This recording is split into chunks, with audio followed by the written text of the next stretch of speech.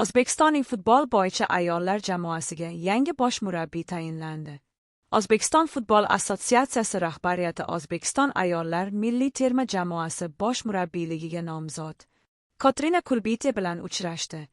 Dastlab litvalik mutaxassis mamlakat futboli tarixi va qo'lga kiritilgan yutuqlar bilan tanishtirildi. Shuningdek, bugungi kunda yurtimizda ayollar sporti, xususan futbolga berilayotgan e'tibor haqida ma'lumot berildi.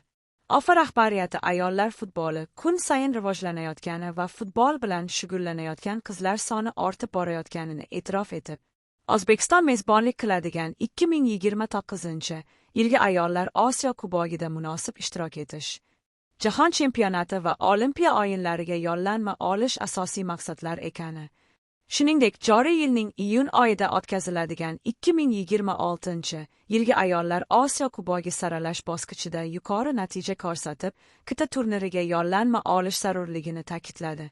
O'z navbatida Katrina Kulbite ulkan tarix va katta potensialga ega jamoa bosh murabbiyi etib tayinlanayotganidan mamnun ekani va O'zbekistonda ayollar futboli yanada rivojlanishida bor kuch-g'ayratini ishga solishga tayyorligini bildirdi.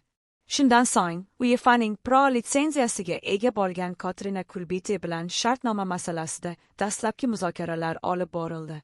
Litvalik mutaxassisning vazifalari muhokama qilindi va kelgusidagi rejalar xususida fikr almashildi.